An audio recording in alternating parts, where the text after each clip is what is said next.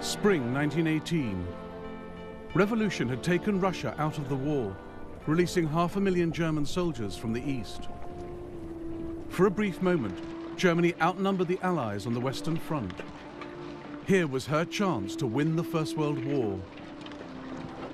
We must strike at the earliest moment before the Americans can throw strong forces into the scales. We must beat the British.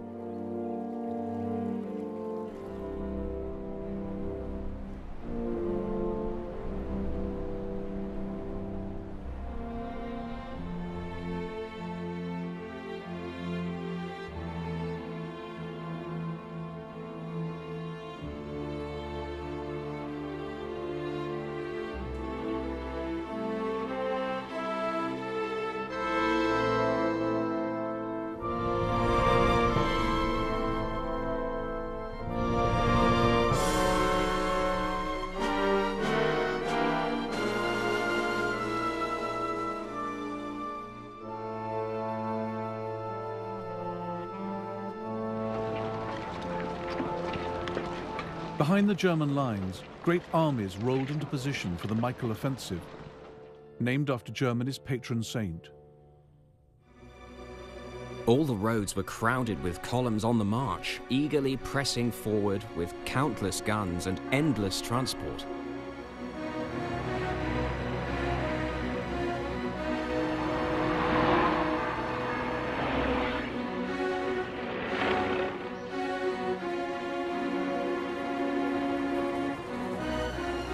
The German and the Allied air forces were closely matched, but Germany had the legendary ace, Baron Manfred von Richthofen. A special train carried his famous fighter squadron. Their brightly painted aircraft and daring antics had earned the nickname the Red Baron's Flying Circus.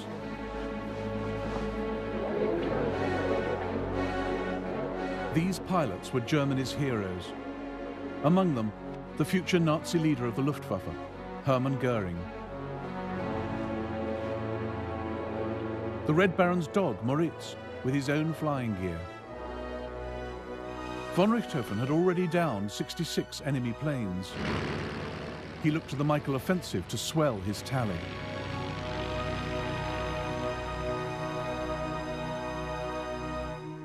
The Allies knew the Germans were about to hit them. They just didn't know where. The French reinforced the Chemin des Dames ridge. The British strengthened the line guarding the Channel ports. But the Germans had their sights on the gap between, concentrating on a 12-mile sector where they knew the British were weak. Here, the British Fifth Army's trench system was shallow and incomplete. General Sir Hubert Gough had few reserves. Germany's supreme commanders had chosen well. Paul von Hindenburg and Erich Ludendorff carried their country's hopes. Virtually worshipped as demigods for past triumphs, they complemented one another's characters. Hindenburg, the rock, steady and unflappable. Ludendorff, the brains, but erratic, nervous. The plan was a short, intense bombardment to stun the British, then a shock attack by stormtroopers. Evolved since 1915, these were elite mobile soldiers armed with grenades and flamethrowers, trained to seek out soft spots and penetrate deep and fast into enemy lines.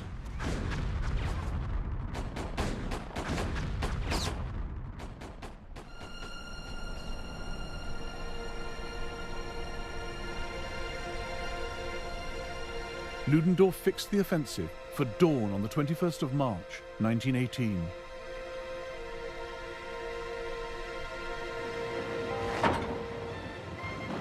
The Germans hit the British with 1 million shells in just 5 hours.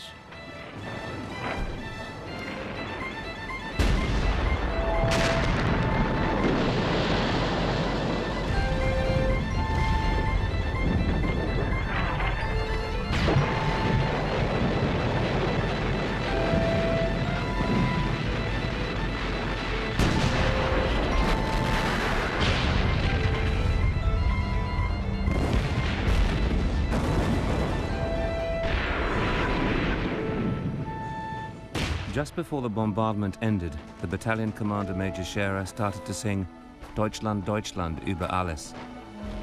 We all joined in. It was the first time I had heard our men singing the national anthem since the autumn of 1914.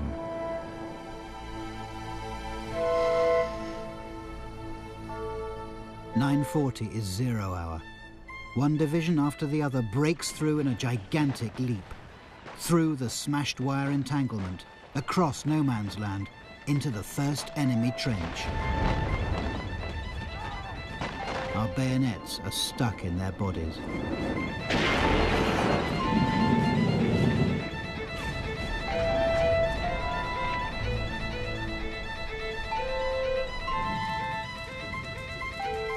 The morning fog was thick with poison gas. Some British never saw them coming.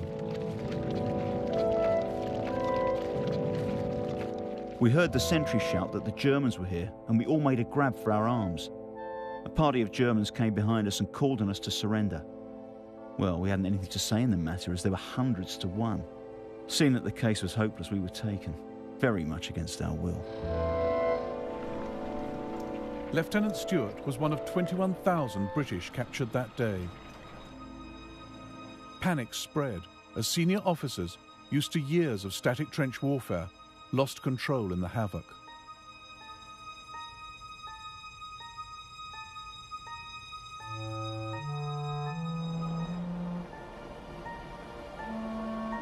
As soon as communications with brigades ceased to exist, divisional headquarters in many cases became paralyzed. They'd become so wedded to a set-piece type of warfare that they were unable to function. General Gough ordered what was left of the Fifth Army to withdraw. We could hear large numbers of Boche on the roads in front. The tramp, tramp, tramp made one imagine the whole German army was advancing against my company.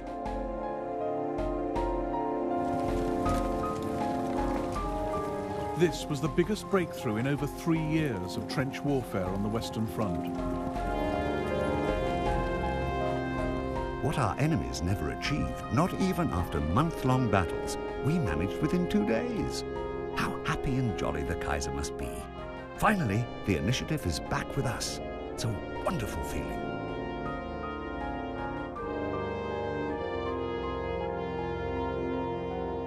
Demoralized British troops retreated over the Somme battlefield of 1916, giving up ground for which so much blood had been shed. It is pathetic to think that the old places where we were 2 years ago are now in the hands of the Hun, as also are the graves of many people we know.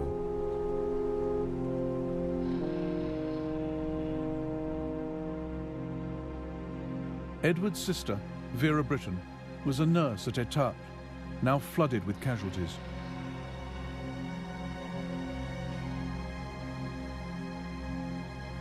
"There's only a handful of us, sister, and there seems to be thousands of them," was the perpetual cry, whether the patient came from Bapaume or Péronne or Saint-Quentin.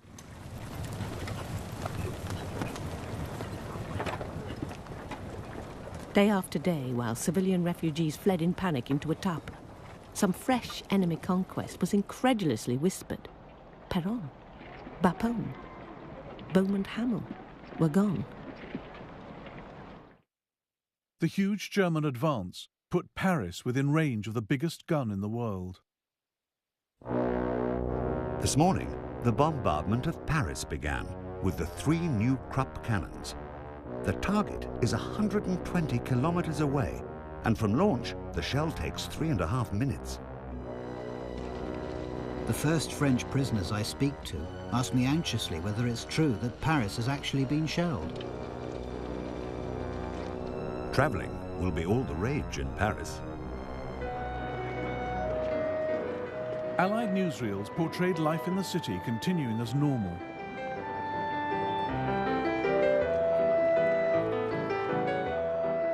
But away from the cameras, civilians hurriedly packed their bags. 183 of the giant shells fell on Paris.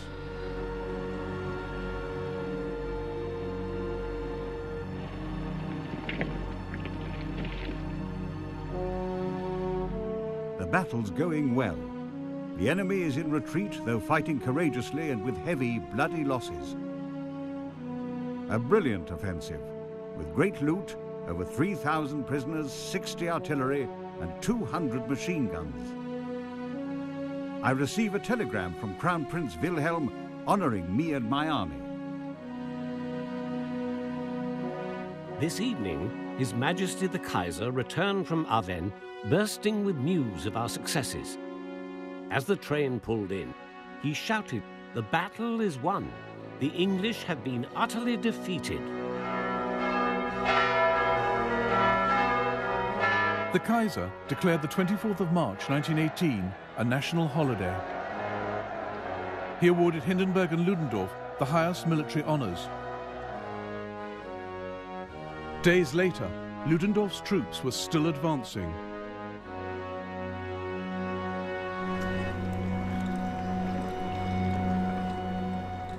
Some of the British started to think the unthinkable.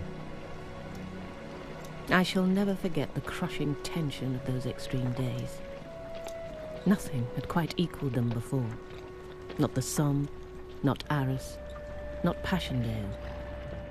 For into our minds had crept for the first time the secret, incredible fear that we might lose the war.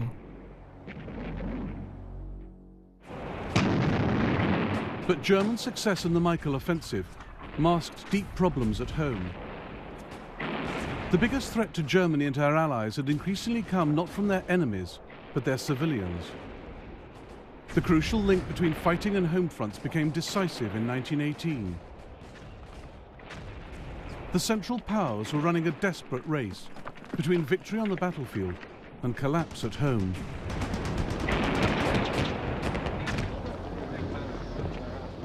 There are signs of the increasing scarcity of metal. In a small town near here, a sad ceremony took place. The ancient church bell, which had rung the people from cradle to grave for 300 years, was requisitioned. The inhabitants performed a funeral service for it. The bell was covered with wreaths and flowers and handed over to the military authorities under tears and protestations.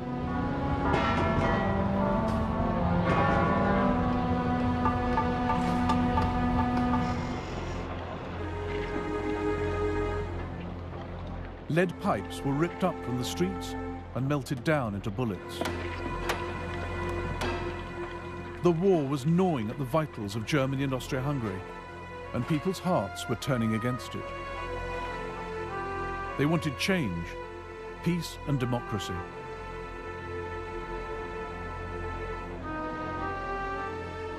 After a while, joy at the victory announcements abated. People stopped believing them. They weren't sure anymore what the truth was.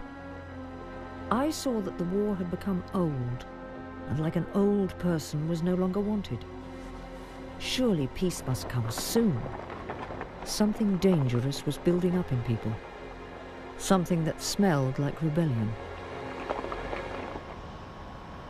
Dangerous ideas were coming in from Russia, anti-war, revolutionary, carried by German troops being moved from Eastern to Western Front for the Great Offensive.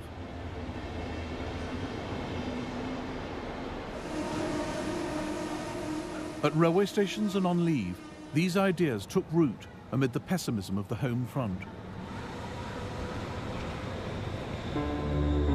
Dominic Richert was one of the soldiers ordered from east to west. We were off to the front, so once again we had the pleasant prospect of being allowed a sweet heroic death for their beloved fatherland. We went through East Prussia, West Prussia, Brandenburg. Train after train crammed full of soldiers and war supplies rolled over from Russia to the west. Farm workers were in the fields. We waved. Almost all of them made the sign of having your throat cut. Since 1917, letters from home to Germany's soldiers carried an increasingly defeatist message. Beloved Fritz, hard work never seems to lessen. We would all do it ever so willingly if only this cursed war would end. Tomorrow it will be 2 years since our beloved brother was killed. and what a number has fallen in those years. In this small area, we can count 33, and yet there is no end. The Central Power's censorship of letters revealed the extent to which dangerous pacifist ideas were infiltrating society. An understandable yearning for one's home, family, job can be detrimental to the soldier's resolution. The heavier these burdens weigh down on the spirit of the army, the more the army needs to rely on a strong foundation of belief. Ludendorff used propaganda to boost the nation's morale. By now, his authority had spread into all aspects of life, military and civilian. In July 1917, he launched a patriotic instruction program to restore the army's faith in nation and cause. One of the propagandists was Major Walter Nicolai. A German victory is necessary and possible. It is the only means of reaching a peace which is appropriate to its sacrifices. We must eradicate all doubt in a German victory. Film became a key propaganda tool. A massive new studio, UFA, secretly funded by the military, made films to encourage the war effort.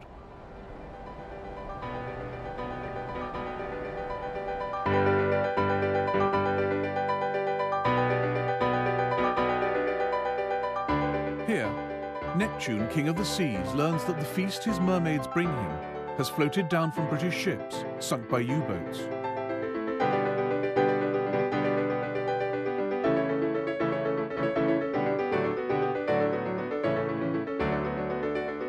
He goes to Berlin to urge the public to keep buying war bonds.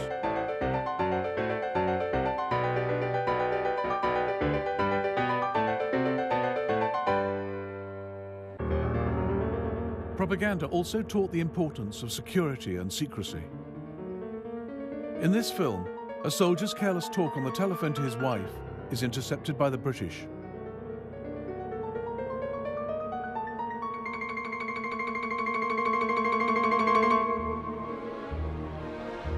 Ludendorff enlisted German women to spy on their fellow citizens and root out defeatism.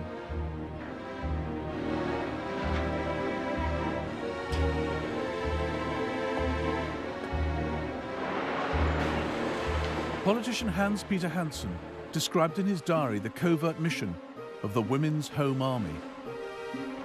These women are given special instruction in espionage. They're to pay attention to conversations everywhere. They're to post themselves in front of food shops to prevent complaints. If they hear people making improper utterances, they are to demand their identity immediately and turn them over to the state attorney.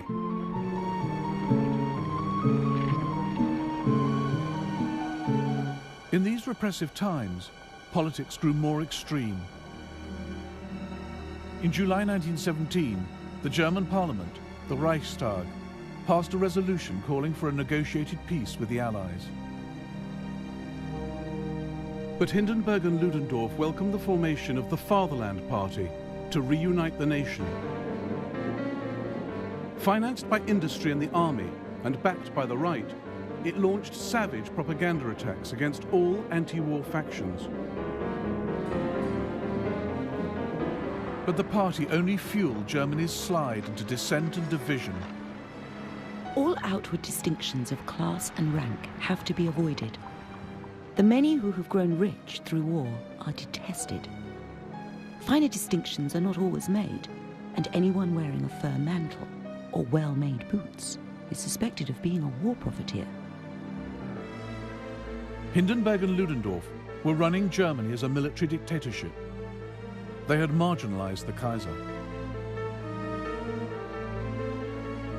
The Kaiser is more and more the shadow of a king, and people talk openly of his abdication as a possibility very much desired.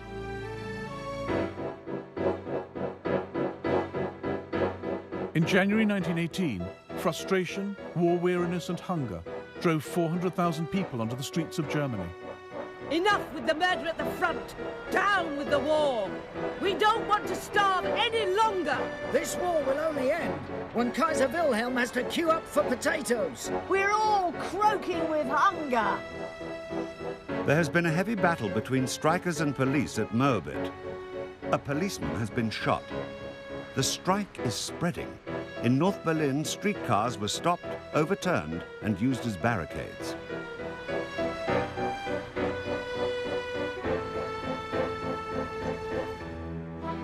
Kurt Eisner, a radical socialist leader, addressed the crowd.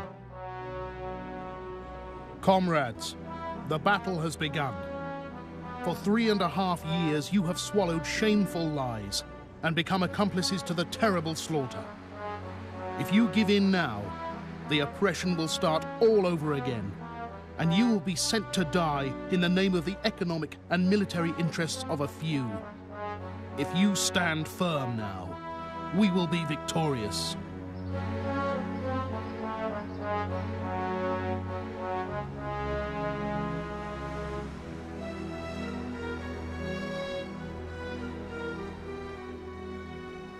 The German army responded by arresting 150 strike leaders and putting them on trial.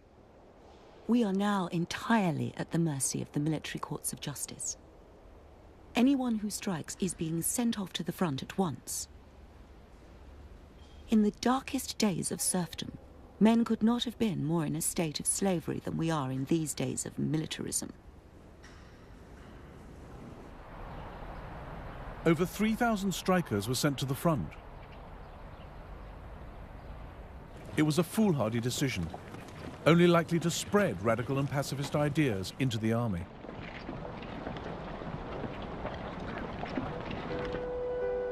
The company was ordered to attend the burial of the cavalry captain in the military graveyard, where thousands of poor victims of European militarism already lay buried. Of course, there was a speech. The main words featured were fatherland, hero's death, honor, etc. In reality, that's all lies and deceit. The only people who die purely for the fatherland are the basic soldiers. The higher ranks are paid, so die for the money.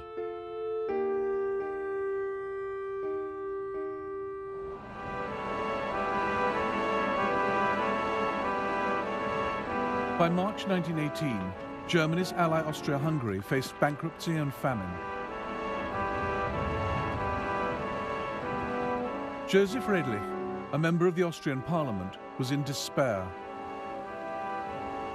The financial worries are crushing. All in all, the national debt is 75 billion.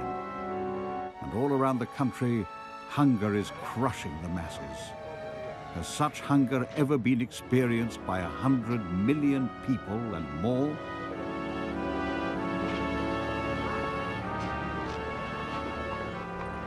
Emperor Franz Joseph had died in 1916. His successor, Kaiser Karl, liberalized Austria and had a French wife, Zita, who disliked Germany. In 1917, he opened secret peace negotiations with France. The Germans felt betrayed. Then Austria started to waver in the one area where Germany was relying on her to hold firm: the Italian front. In November 1917, Austria-Hungary had beaten Italy at the Battle of Caporetto, capturing rich farmlands and thousands of prisoners. But the troops soon slaughtered the animals and emptied the granaries.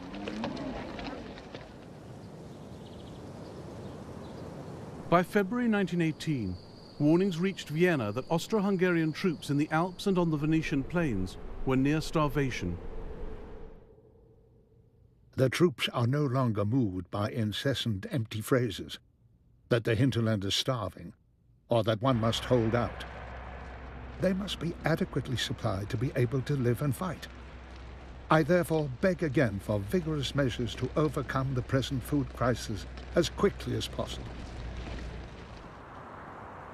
But Vienna couldn't feed herself, let alone supply an army.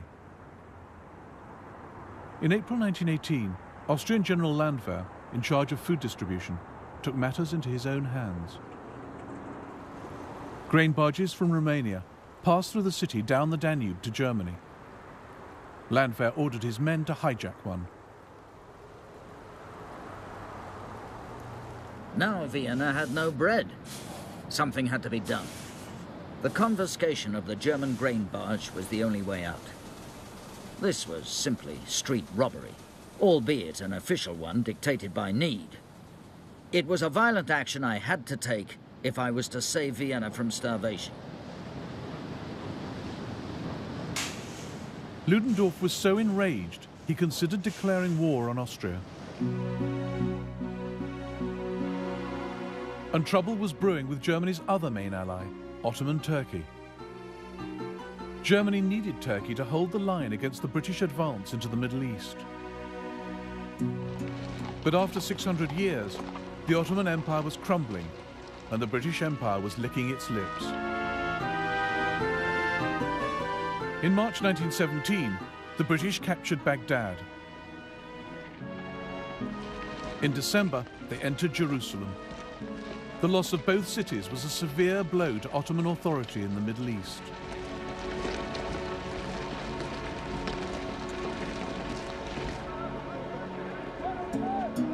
The words, "Jerusalem has fallen," spread like news of a death in the family. Jerusalem was in the hands of the English. How heroically the last Turks fought. We did not leave Jerusalem like the sons of Israel. We left it like Turks. Through the Mount of Olives, the evening shadows deepen and widen like a grave sucking in the whole of the Ottoman Empire.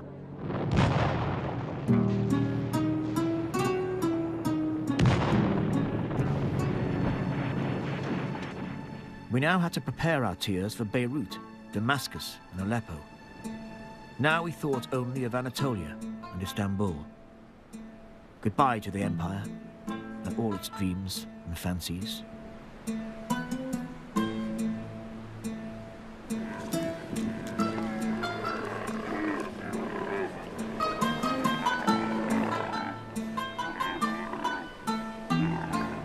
The British Army had it all. They had built roads, even pipes to distribute water to the troops. We did not have any clean drinking water. A flask full of clean water was sold for a gold coin on the Turkish side.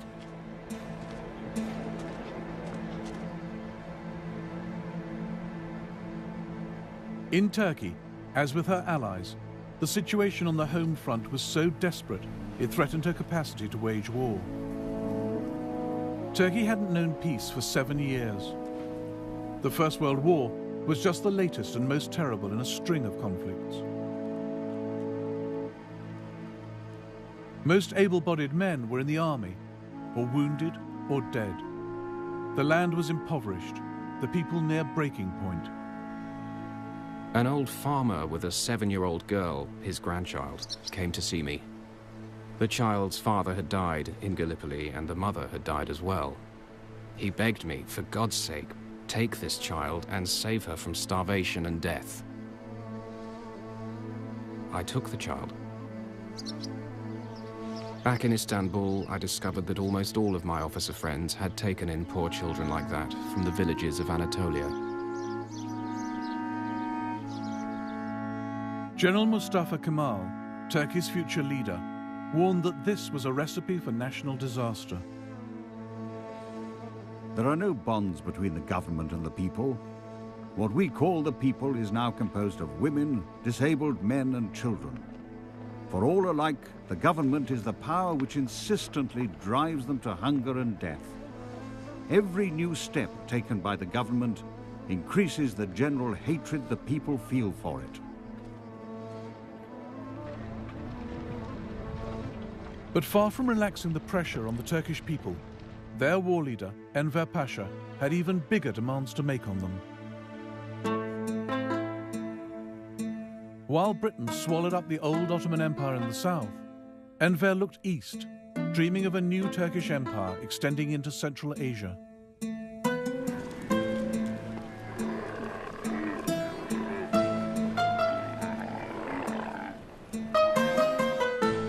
Our destiny forces us to move from the south to the east, where our blood, our roots, our language, and, most importantly, our future lie.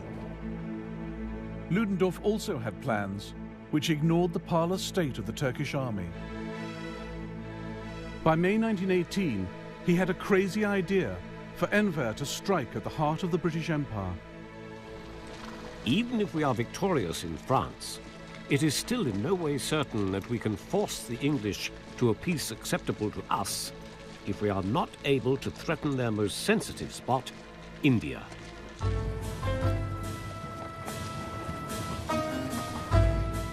But Enver stuck to his own agenda, and that included sending his newly formed Army of Islam to capture the oil-rich city of Baku. Britain and Germany also had Baku in their sights. Now the scramble for Central Asia was on. The speed and energy of the Turkish advance seems to have taken Europe by surprise. They hadn't thought Turkey was able to carry out such deeds. Ludendorff was furious to find yet again an ally trying to steal resources from Germany. Unless the Turkish advance on Baku is halted at once and the troops are withdrawn to their original positions, I shall have to propose to His Majesty the Kaiser the recall of the German officers in the Turkish High Command. While they were bickering, Britain sneaked into Baku first.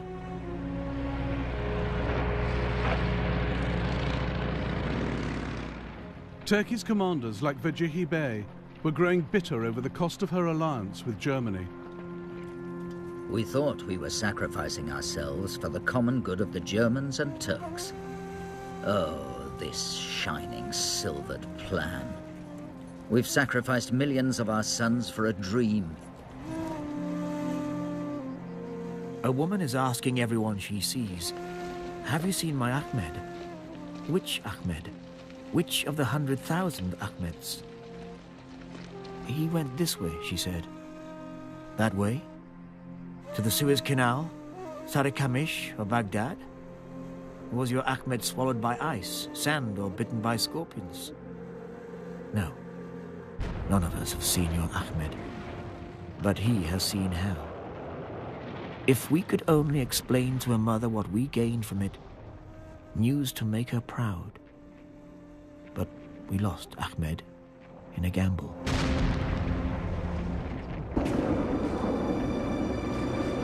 Regardless of the Central Powers' mounting problems, Ludendorff's push on the Western Front was storming ahead.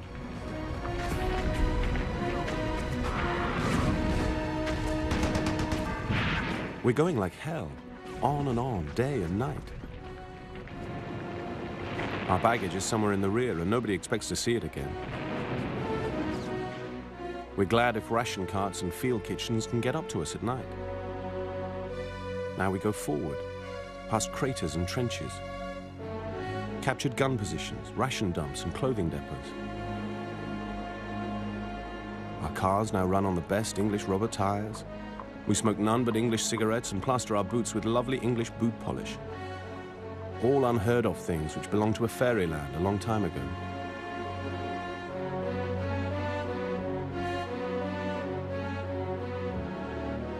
The British Fifth Army fell back in disorder before the Germans. Von Houtier's 18th Army had advanced the furthest.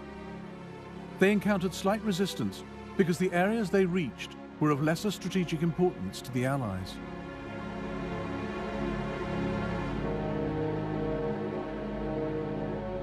Instead of reining von Houtier in and turning his army against Allied strongholds, Ludendorff rewarded him with medals and reinforcements.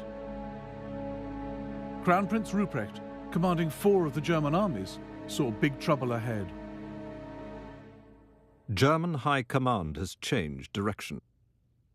It has made its decisions according to the size of its territorial gain, rather than according to operational goals.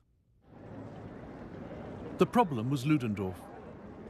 He had an eye for detailed battlefield tactics, but was blind to the big strategic picture. His army's spectacular advance had no vital objective. Indeed, woe betide a staff officer who dared ask Ludendorff what the operation was meant to achieve. I object to the word operation. We will punch a hole into their line. For the rest, we shall see. Rudolf Binding, at the cutting edge of the Second Army, realized that the speed of the German advance across this open, undefended ground was a problem in itself. One cannot go on victoriously forever without ammunition or any sort of reinforcements. Behind us lies the wilderness. The thing which annoys and upsets us again and again are the exaggerations of the newspapers and the telegrams to crowned heads about the decisive victory.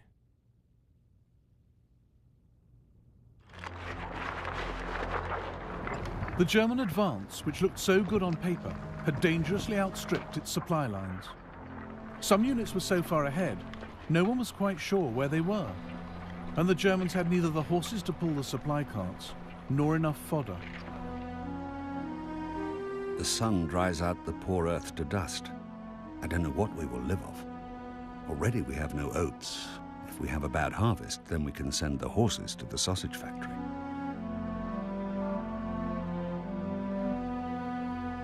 The deeper the Germans penetrated Allied lines, the more their own deprivations were forced home to them. Like a vision from the promised land, we are already in the English rest areas, a land flowing with milk and honey. Our men can hardly be distinguished from English soldiers. Every one wears at least a leather jerkin, a waterproof, either short or long. There's no doubt the army is looting with some zest.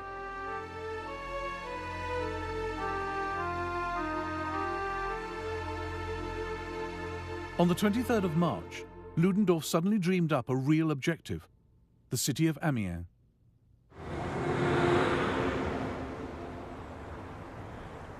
Amiens was a hub of the Allied railway system, the key junction between northern France and Paris. Amiens' loss would be a calamity for the Allies, as French General Ferdinand Foch realized. We must fight in front of Amiens. We must fight where we are now. As we have not been able to stop the Germans on the Somme, we must now not retire a single inch. The German Second Army set out for Amiens, but slowed and halted on the way. Rudolf Binding was sent to investigate. Today, the advance of our infantry suddenly stopped near Albert. Nobody could understand why. Strange figures who looked like soldiers were making their way back out of town, men carrying a bottle of wine under their arm and another in their hand. The advance was held up, and there was no means of getting it going again for hours. The German troops had found French towns full of food and drink, in quantities and qualities they hadn't seen for years. Whole divisions had entirely gorged themselves on food and liquor and failed to press the vital attack.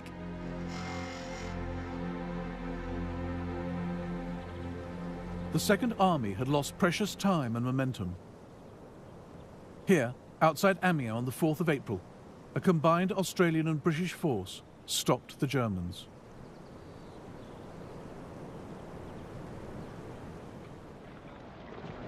Ludendorff called off the Michael offensive. His lack of a strategic plan and the failure to supply his troops had squandered a priceless opportunity. His officers were now seriously concerned.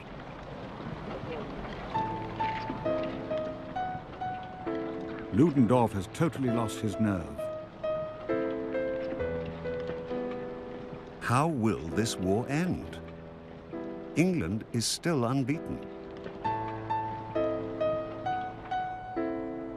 The physical exhaustion of the infantry was so great that finally the men could hardly fire their rifles. They let themselves be slowly wiped out, almost without caring.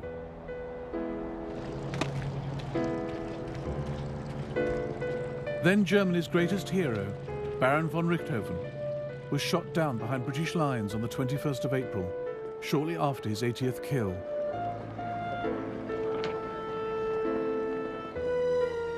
The Allies buried him with full military honours. A British plane then flew over his headquarters, dropping a photograph of von Richthofen's grave.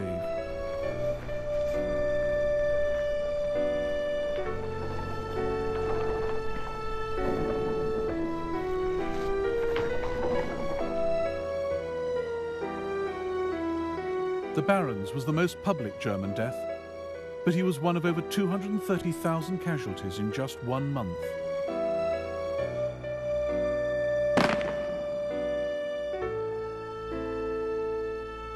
Germany was running out of men, having failed to capitalize on Russia's withdrawal from the war.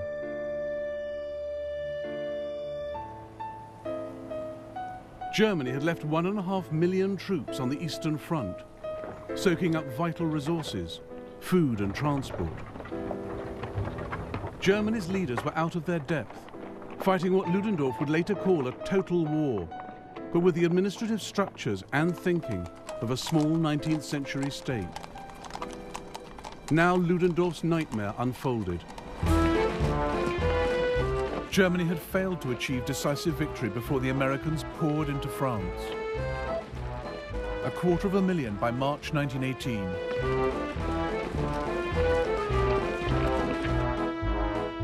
But General Pershing gave the Germans some breathing space by refusing to allow American troops to serve under British or French command. America declared war independently of the Allies, and she must face it as soon as possible with a powerful army. The morale of our soldiers depends upon fighting under our own flag.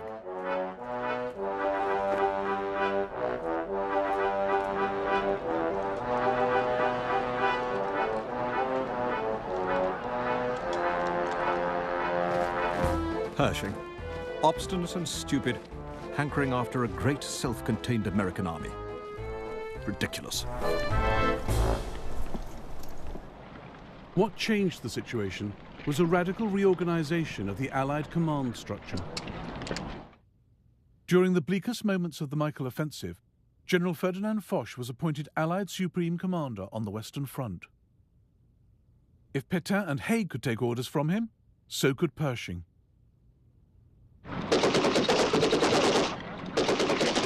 But the Americans went their own way over how to fight. Captain Christensen gave a training lecture to some of the newly arrived American troops. I held forth, adding a few personal experiences and lessons.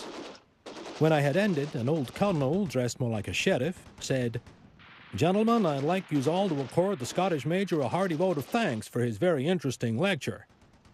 Then he shook his finger and went on, "But I'd have yous guys remember, the British have been trying these tactics for nearly 4 years, and they ain't done much damn good." The Americans were raring to fight.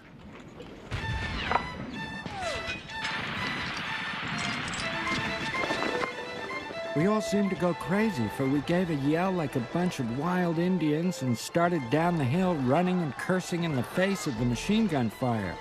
Men were falling on every side, but we kept going, yelling and firing as we went. We threw hand grenades as if they had been baseballs. A boy next to me threw a hand grenade and hit a tree. It bounced back and exploded. We saw it just in time to hit the bottom of the trench and keep from getting killed.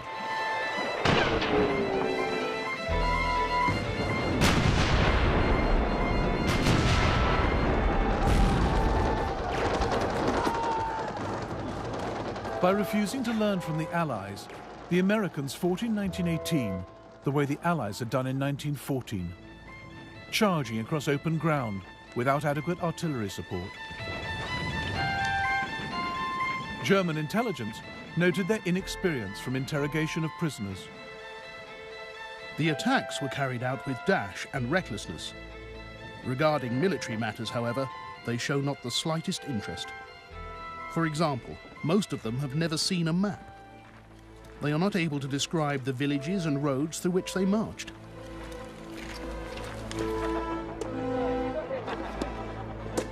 The Americans had a lot to learn, but their presence gave the Allies a huge morale boost. They looked larger than ordinary men. Their tall, straight figures were in vivid contrast to our undersized armies of pale recruits. I pressed forward with the others to watch the United States physically entering the war. So godlike, so magnificent, so splendidly unimpaired in comparison with the tired, nerve-racked men of the British Army. So these were our deliverers at last. And with the knowledge that we were not, after all, defeated, found myself beginning to cry.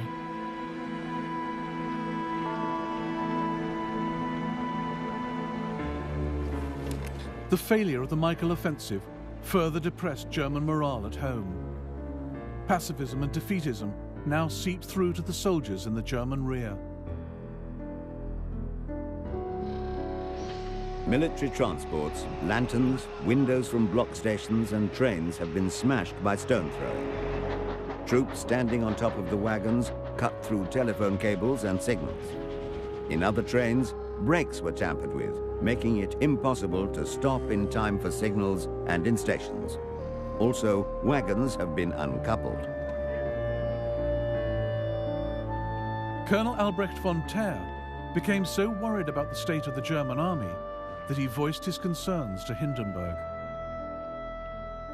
His soothing voice said, "My dear Thaer, while it may be the case that things recently have not gone so well for you, you must remember that you are talking about a front of 12 miles. I daily receive reports from the entire front. Morale is splendid, while according to our reports, enemy morale is rather poor." But morale in Hindenburg's own headquarters was sliding, and the root cause was Ludendorff. By July 1918, his nerves were shot. He'd only had 3 days off in 4 years. His beloved stepson had been killed in the Michael offensive. Ludendorff became morbidly attached to the boy's body, refusing to send it back to his wife in Berlin. If I didn't send you Pichien, then that was pure selfishness. I wanted to keep him. I go to him often. It's a lovely feeling to have him here. Ludendorff's inner circle feared for his mental health. There's a serious question about Ludendorff's nervousness and his incoherence. He's working himself to death. The situation is really serious. It looks as if he's lost all hope.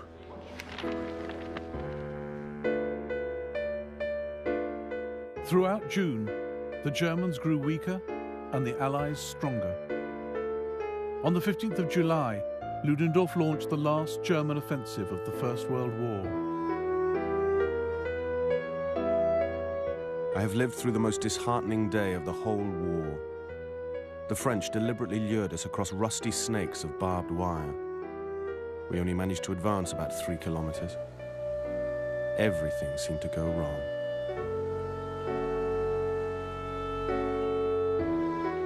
Then the French struck back at the Marne.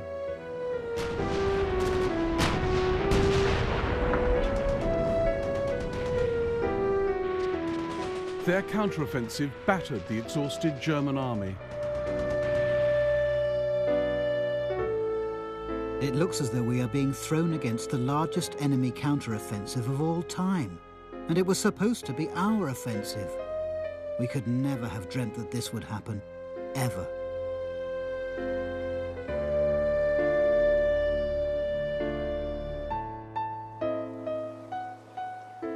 Germany had suffered nearly 1 million casualties since the glory days of March. Her great gamble had failed, and the tables were turning against her.